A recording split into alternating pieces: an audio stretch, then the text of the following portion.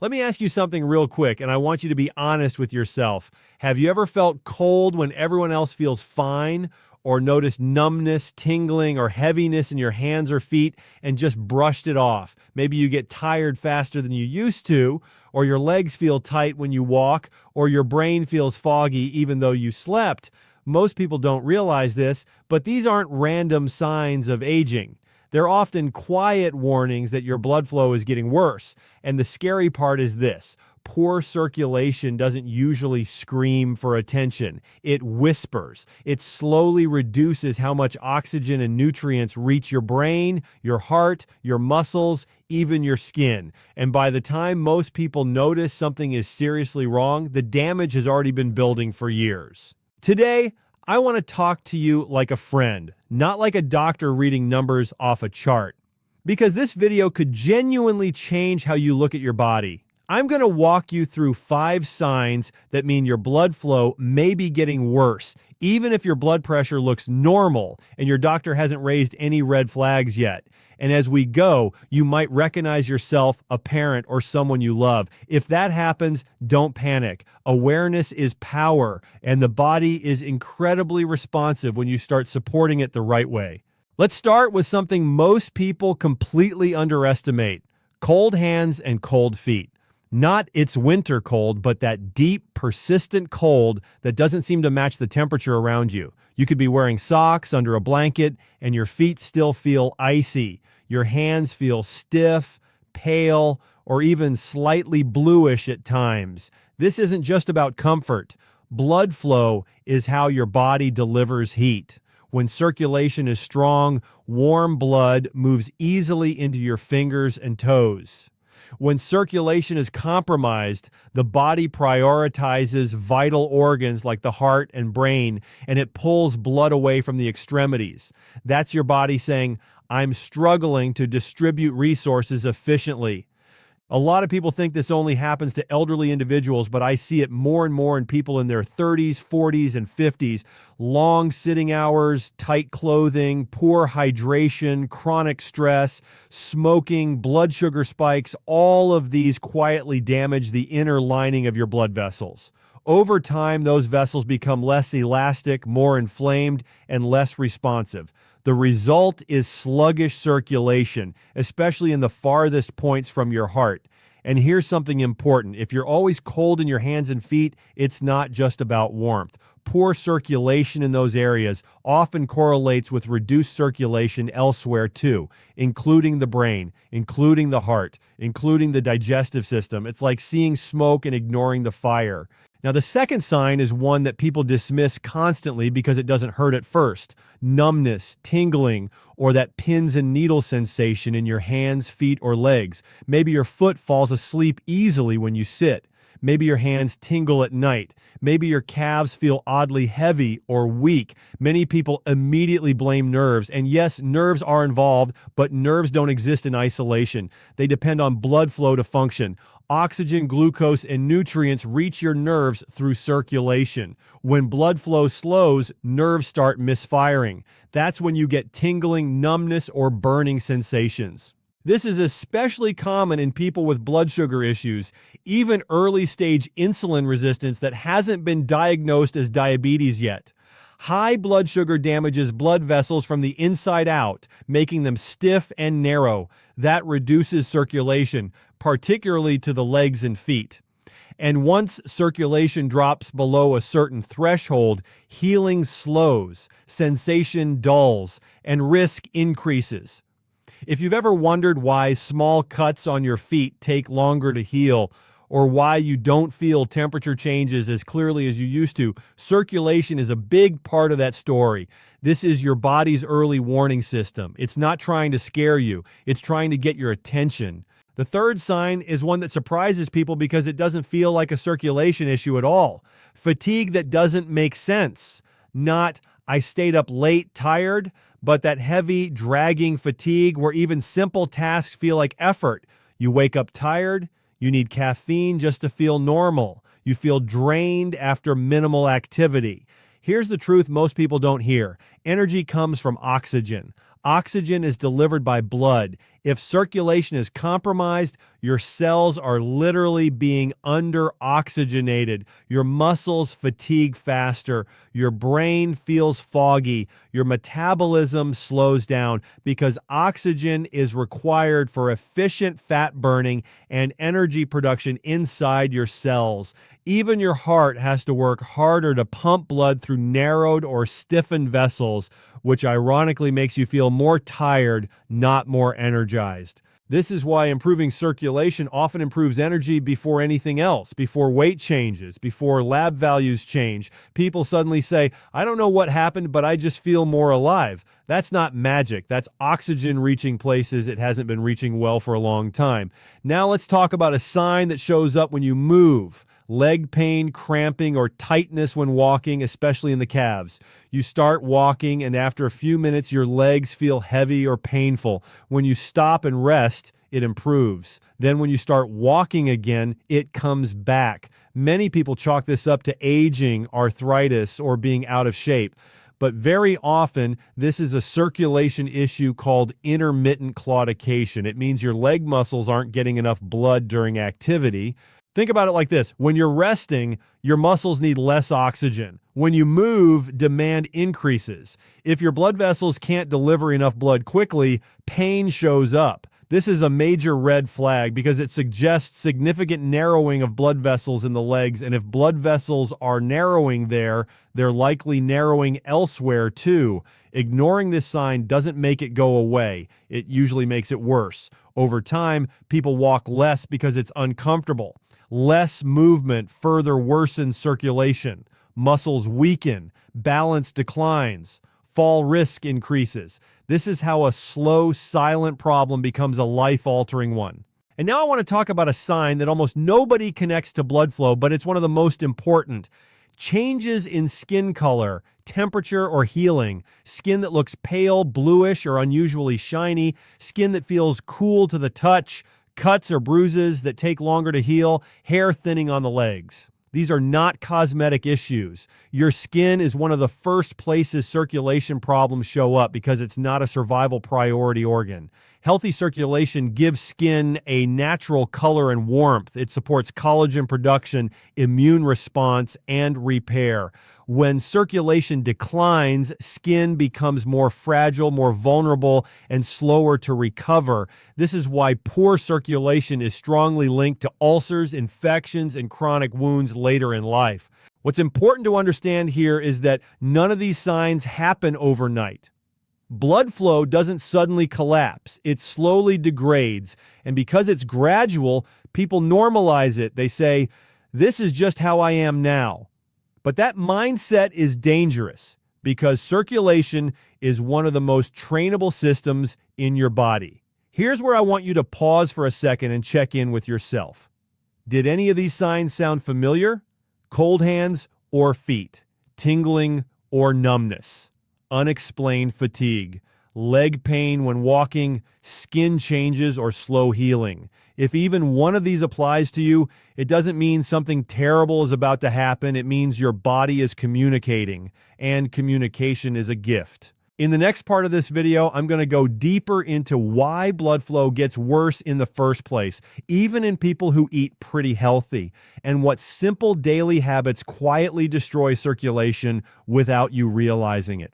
I'll also start walking you through what actually improves blood flow at any age, without extreme workouts or complicated routines. So stay with me, because this is where things start to get really empowering.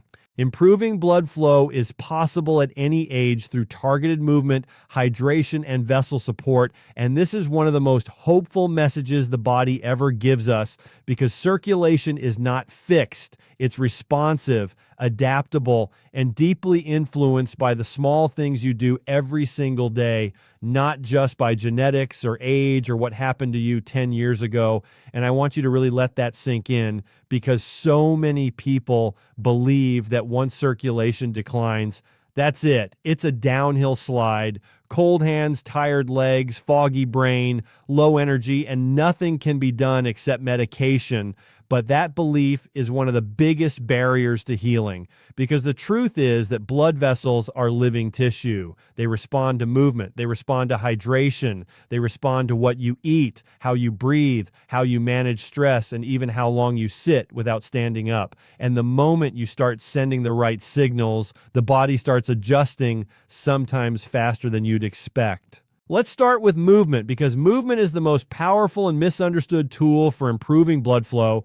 And when I say movement, I don't mean punishing workouts, intense gym sessions, or anything that leaves you exhausted and sore for days. I'm talking about intentional, regular, circulation-focused movement that tells your blood vessels to open, relax, and adapt. Because every time you move your muscles, you're not just burning calories, you're literally squeezing blood vessels and pushing blood back toward the heart, especially in the legs. And this is crucial because gravity works against circulation in the lower body. So if you sit for long periods, blood pools, pressure increases, and flow slows down, but even light movement acts like a pump, helping blood move more efficiently. Walking is one of the most underrated circulation tools there is, especially for people who think they need something more intense to see benefits, because walking rhythmically contracts the calf muscles, which are often called the second heart of the body, and every step helps push blood upward, improving return circulation, reducing swelling, and increasing oxygen delivery to tissues. And what matters more than speed or distance is consistency, because daily walking trains your blood vessels to respond better, to dilate when needed, and to stay flexible instead of stiff.